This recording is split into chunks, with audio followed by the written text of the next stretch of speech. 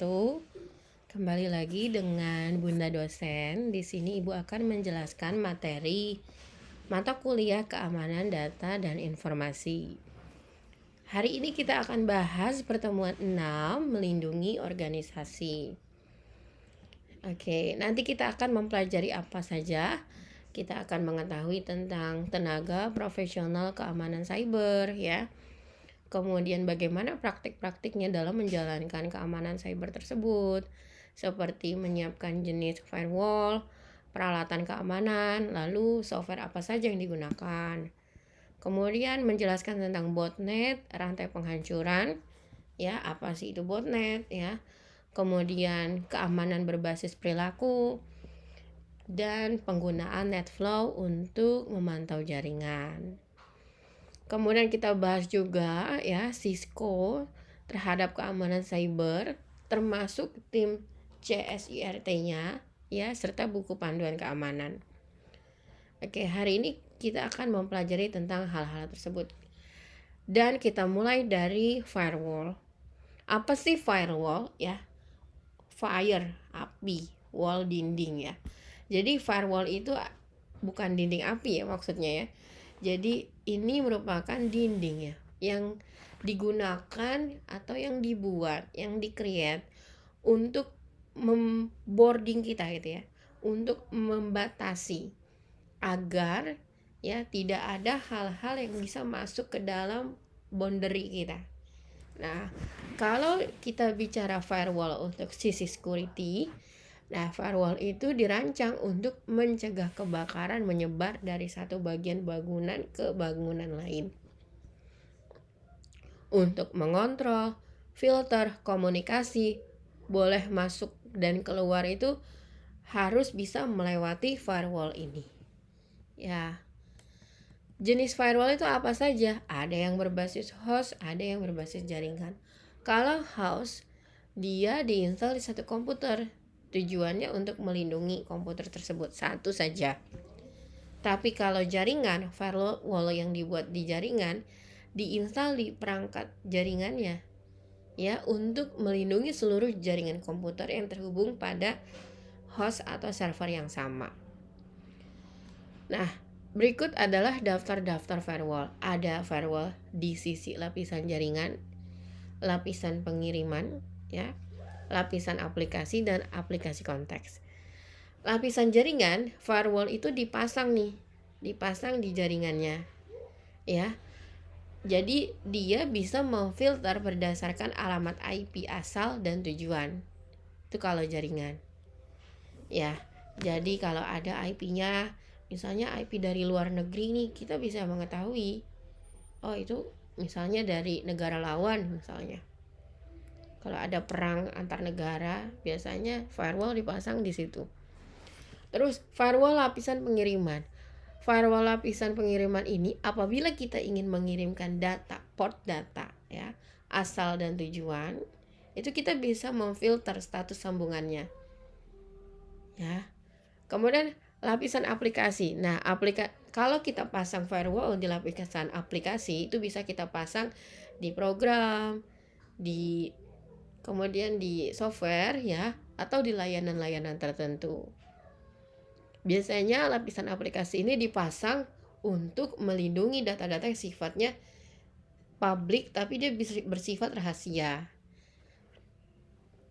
Kemudian firewall aplikasi konteks. Nah, ini bisa memfilter berdasarkan pengguna, perangkat, peran, jenis aplikasi dan juga profil ancamannya.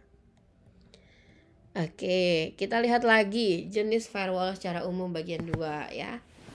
Ada yang namanya server proxy balik, firewall NAT ya, firewall berbasis host. Nah, kita bahas satu persatu.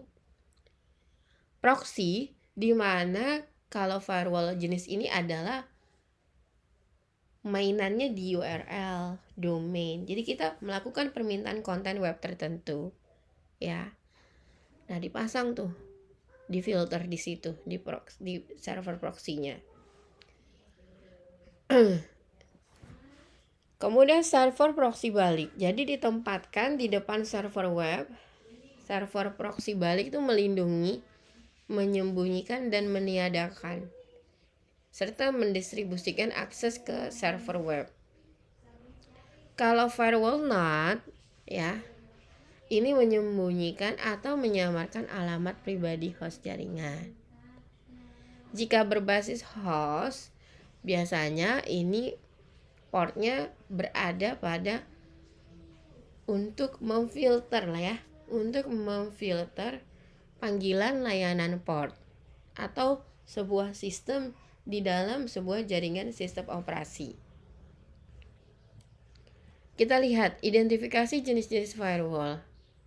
Ya, ini kita tidak bisa melihat secara kasat mata ya. Gambarnya kurang bagus juga, kita skip aja dulu. Terus bagaimana cara pemindaian portnya? Ya, pemindaian port itu adalah proses kita mencari port terbuka di komputer, server atau host jaringan lain. Nah, contohnya di sini hasil pemindaian port nmap gitu ya. Ini port layanan terbukanya, kemudian platformnya apa, ya. Tujuannya nih misalnya ke sini. Lalu MAC address-nya ya. Kemudian OS kernelnya kemana? Linux tipe apa gitu ya.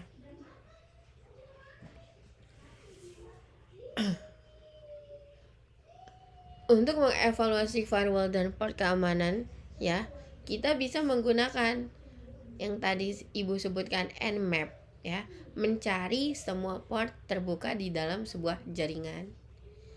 Jadi kita bisa menggunakan aplikasi ini. Nah, pemindaian port itu kenapa sih penting untuk dilakukan ya?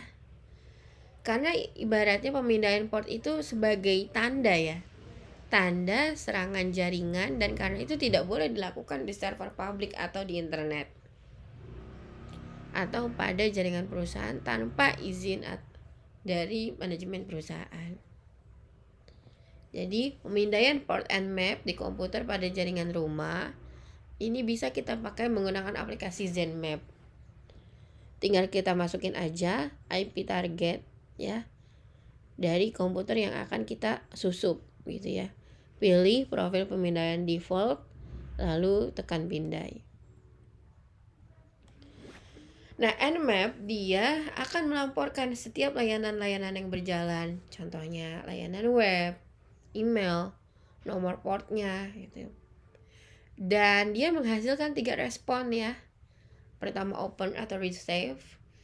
Open atau receive ini host menjawab, memberitahukan bahwa ada layanan yang mendengarkan di port tersebut.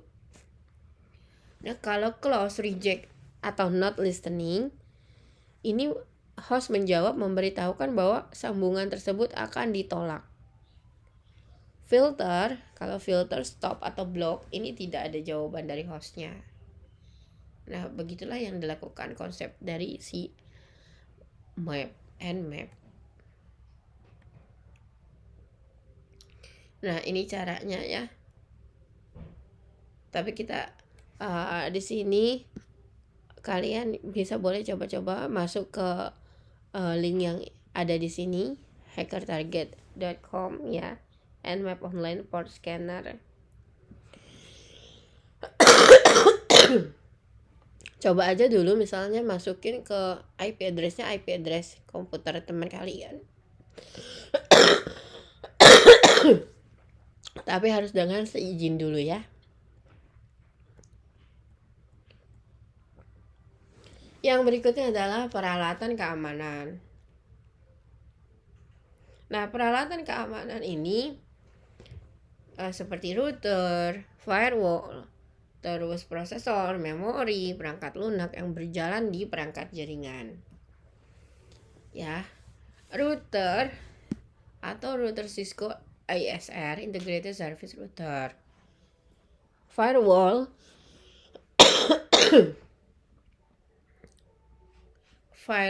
Cisco Next Generation Firewall memiliki semua kemampuan router ISR. IPS, nah IPS ini perangkat Cisco Next Generation IPS Ini untuk mencegah penyusupan. Dan VPN, Virtual Private Network. Ini untuk membuat tunnel terenkripsi aman ya. Misalnya kita mau masuk ke internet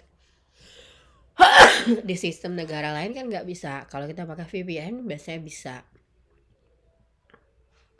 Kemudian antivirus ya.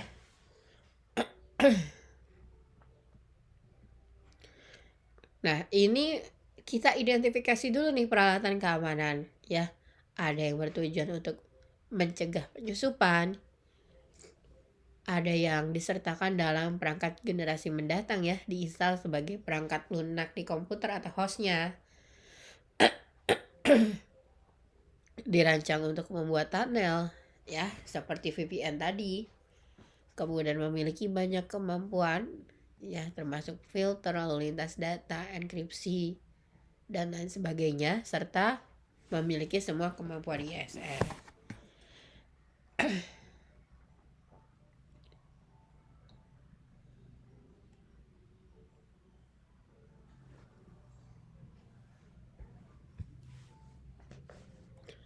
Lalu mendeteksi serangan secara real time. Nah, di sini kita misalnya serangan DDoS. Serangan zero day adalah bila seorang peretas mengeksploitasi kecacatan dalam bagian perangkat lunak sebelum pembuatnya dapat memperbaikinya. Contoh, ini targetnya si korbannya ya. Ini yang namanya DDoS ya. Nah, di mana klien? Nah, dia punya kendali, misalnya ada 4 kendali. Kemudian dia membuat zombie ya, agen-agen yang seolah-olah dia akan memberikan request permintaan secara bertubi-tubi, secara banyak sekali dalam satu waktu kepada si korban ini, sehingga membuat jaringannya menjadi down atau lemah ya. Itu yang disebut dengan serangan DDoS. Jadi si korban ini nggak tahu kalau dia sedang diserang, karena dia tanpa menyadari serangannya itu bertubi-tubi. Dia buat nih ya, banyak sekali permintaan kepada server ini ya, kepada si korban, sehingga jaringannya permintaan secara bertubi-tubi ya dalam satu waktu membuat jaringan tersebut menjadi down. Itulah yang disebut dengan zero day ya, DDoS. Nah, bagaimana sih kita bisa mendeteksi serangan secara real time tersebut? Pertama, kita bisa memindai real time dari titik awal hingga titik akhir. Jadi kita deteksi serangan secara real time ini menggunakan IPS ya, atau IDS. Kemudian serangan DDoS dan merespon secara real time. DDoS yang tadi Ibu jelaskan itu merupakan salah satu ancaman yang terbesar, sehingga kita perlu pendeteksian secara real time. Oh, itu serangan atau benar-benar permintaan gitu ya. Biasanya kalau permintaan itu dia permintaannya tidak bertubi-tubi ya. Tapi kalau DDoS ini permintaannya banyak sekali, ratusan gitu ya, dalam satu waktu, sehingga server itu jadi lemah karena tidak bisa menyanggupi permintaan tersebut. Nah, itu kita pasang alat deteksi secara real time untuk mendeteksi DDoS. Kemudian yang berikutnya adalah melindungi malware. Melindungi malware ini kita melihat ya, kita pantau jaringan. Apakah ada tanda-tanda malware tidak atau perilaku yang mengungkapkan keberadaan ini ya, si malware tersebut misalnya. Nah, dengan keberadaan APT Cisco itu memiliki AMP yang menganalisis jutaan file dan menghubungkannya dengan ratusan juta artefak malware yang dianalisis. Jadi AMP itu apa sih? perangkat lunak atau server yang digunakan di titik akhir host sebagai server mandiri. Ya, gambarnya seperti ini. Jadi ada tim pusat pengamanan operasi, tim respon, tim intelijen, tim rekayasa infrastruktur. Nah, mereka bekerja sama untuk melindungi kita dari serangan-serangan malware, file-file yang berbahaya, gitu ya. Nah, sekarang kita mempelajari tentang praktik terbaik dari keamanan. Pertama, kita melakukan penilaian resikonya. Kita mengetahui dulu nih, aset yang akan kita lindungi, data-data, file-file yang akan kita lindungi, ya. Kita justifikasi pengeluaran keamanannya. Kemudian yang berikutnya adalah membuat kebijakan keamanan. Kita uraikan aturan-aturan perusahaan, tugas, pekerjaan, dan ekspektasi. Lalu tindakan keamanan fisik seperti batasi akses ke jaringan, akses ke server, serta pemadam apinya atau firewall. Kemudian tindakan keamanan SDM. Kita pilih karyawan dengan latar belakang yang sesuai dengan skill dan kemampuan serta backgroundnya yang benar-benar dia kuasai untuk ditempatkan di jaringan, ya. Kemudian kita lakukan pencadangan. Jadi kita lakukan pemulihan data, kita cadangkan ya datanya secara berkala atau disebut dengan backup. Kemudian yang berikutnya mempertahankan page dan pembaharuan keamanan. Kita perbaharui server, klien, serta sistem operasinya secara berkala.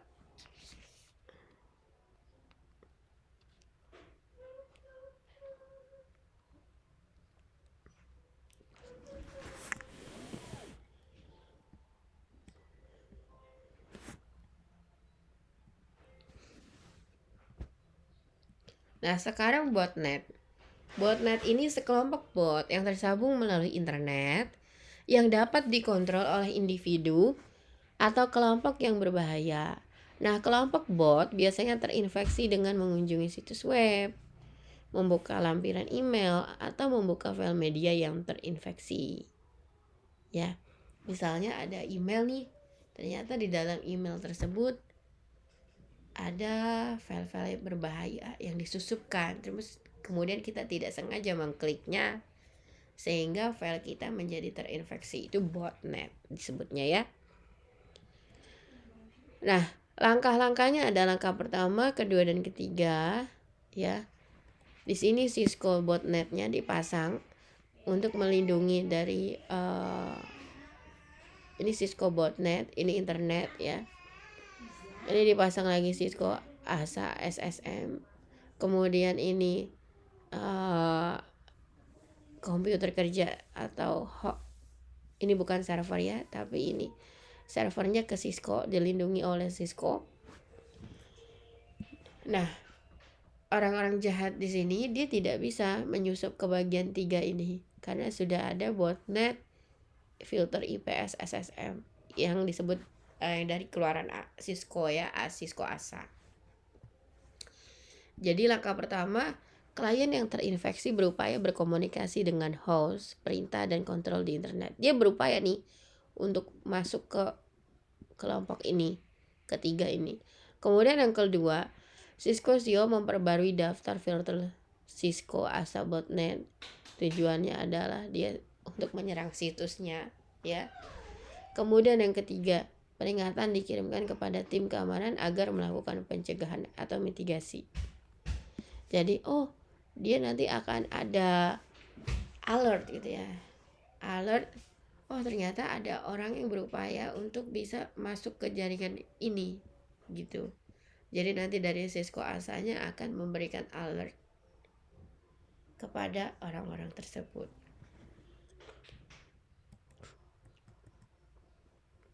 Nah, botnet dikontrol melalui server perintah dan kontrol. Nah, makanya tadi server perintahnya ini adalah yang ini. Ya. Jadi botnet dapat diaktifkan untuk mendistribusikan malware, melancarkan serangan DDoS, mendistribusikan email spam, ya, atau menjalankan serangan kata sandi brutal. Nah, bagaimana sih sekarang kita pelajari tentang rantai penghancuran dalam pertahanan cyber? Ya, rantai penghancuran itu maksudnya apa? Jadi ibaratnya dari sisi serangan itu ada tahapan-tahapannya, ya. Tahapan-tahapan dari disebutnya dengan rantai penghancuran cyber. Yang pertama, tahap 1, sebelum dihancurkan diintai dulu, disusup dulu, ya. Kemudian disiapkan senjata. Pasti kita harus, misalnya si hacker tersebut harus sudah menyiapkan apa senjatanya. Setelah dia mengetahui bug atau kelemahannya, dia siapkan senjata, lalu dikirimkan dan dieksploitasi di situ. Diinstal, penginstalan untuk menjalankan perintah dan kontrol sehingga dilakukan tindakan. Nah, inilah yang disebut dengan rantai penghancuran. Ya, rantai penghancuran ini dikembangkan oleh Lockheed Martin sebagai kerangka kerja keamanan untuk deteksi dan respon insiden. Pengintai, kita jelaskan dulu satu persatu ya. Tahap pertama, pengintaian. Pengintaian ini kita kumpulkan informasi sebanyak-banyaknya mengenai target atau korban, ya, kelemahan dia apa, kekurangannya apa, webnya misalnya. Kemudian pengintaian senjata. Penyiapan senjata. Nah, ini adalah kita membuat eksploitasi yang mengganggu sistem kerja di servernya, dan kita mengirim muatan berbahaya untuk dikirimkan kepada si korban atau target. Lalu yang ketiga adalah pengiriman. Penyerang mengirimkan eksploitasi dan muatan berbahaya ke target melalui email atau metode lain. Kemudian eksploitasi dijalankan, penginstalan malware dan backdoor diinstal pada target. Kemudian perintah dan kontrol. Kontrol target dari jarak jauh diperoleh melalui SAS, saluran atau server perintah dan kontrol. Dan tindakan. Penyerang melakukan tindakan berbahaya seperti pencurian informasi, data, atau menjalankan serangan tambahan. Nah, itulah yang dilakukan pada tahap rantai penghancuran.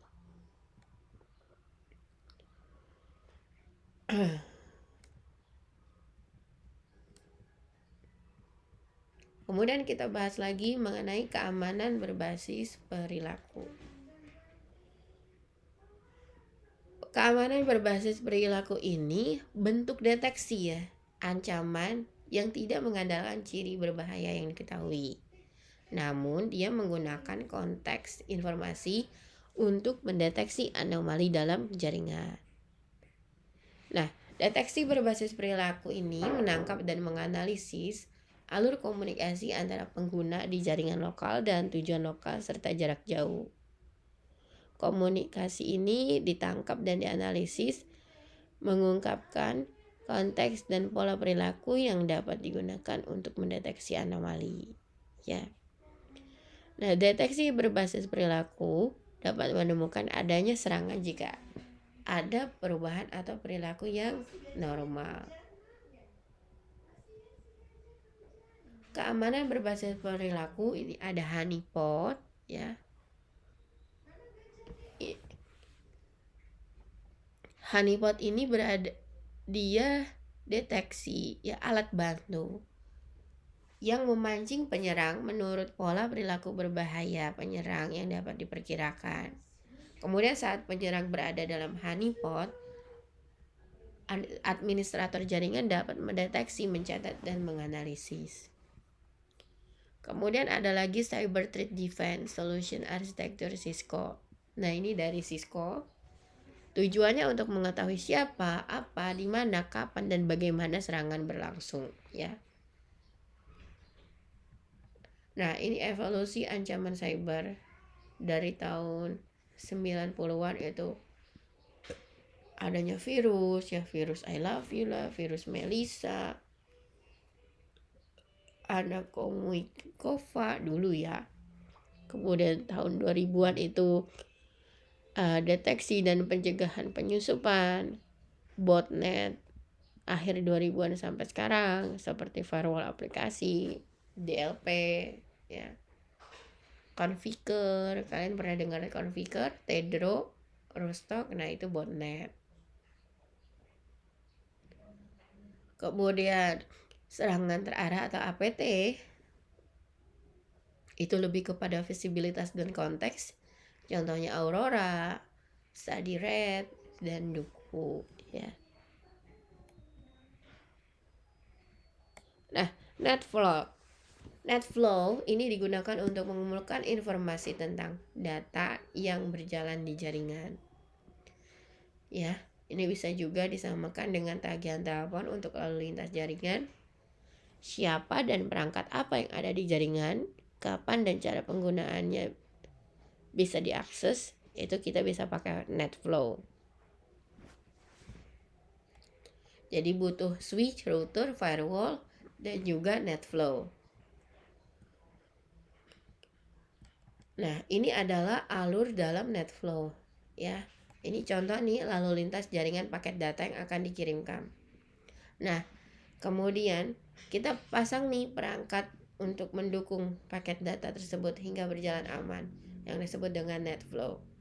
NetFlow ini cara kerjanya dia akan memeriksa paket yang datang, misalnya ya, dari alamat IP-nya, tujuan IP tujuan, port asal, port tujuan, protokol lapisan 3-nya, kemudian byte TOS atau DHCP, serta antarmuka input, ya.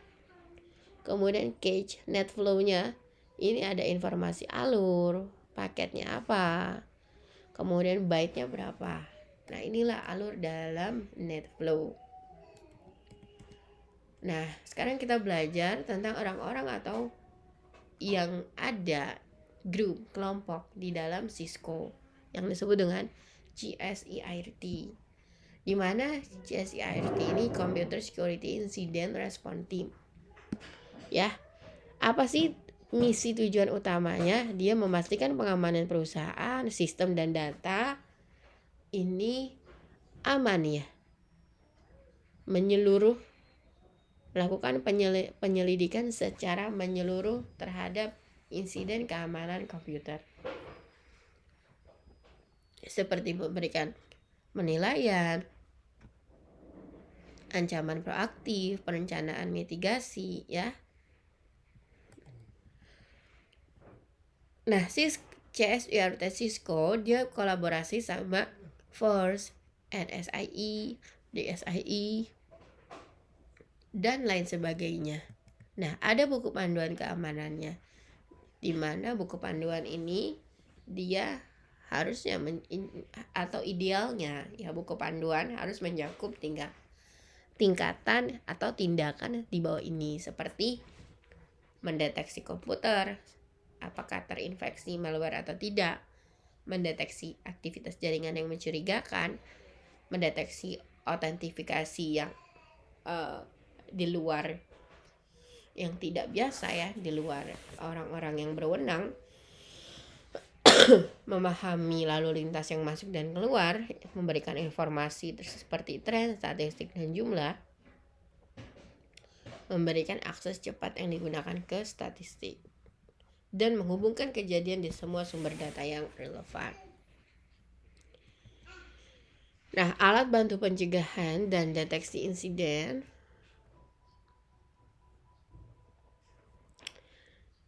SIEM ya, di mana di sini Security Information of Event and Event Management ini untuk menganalisis peringatan keamanan, log-log, serta data-data real time yang terjadi di dalam jaringan.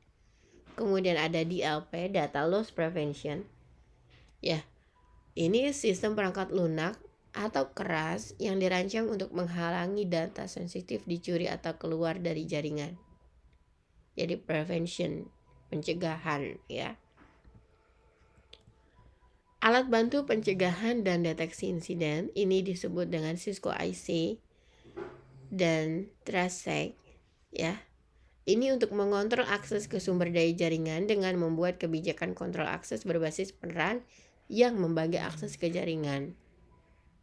Kemudian IDS, Intrusion Detection System. Dia biasanya perangkat jaringan khusus ya, alat bantu di server atau firewall yang memindai data terhadap database, aturan atau ciri serangan. Nah, ini Cisco IDS 4240 sensor. Untuk mencegah keterlambatan jaringan, biasanya dia ditempatkan secara offline terpisah dari lalu lintas jaringan yang biasa. Kemudian ada lagi IPS, Infiltration Prevention System. Ini bisa memblokir atau menolak lalu lintas ya, berdasarkan pencocokan ciri atau aturan positif. Source fire-nya dia bisa melakukan analisis lalu lintas dan port secara real time, pencatatan, pencarian dan pencocokan konten ya, mendeteksi port serangan sensor dan pemindaian. Nah, itulah yang Ibu jelaskan mengenai keamanan cyber. Baik, terima kasih atas perhatiannya sudah menyimak video hingga akhir. Ibu tutup. Wassalamualaikum warahmatullahi wabarakatuh.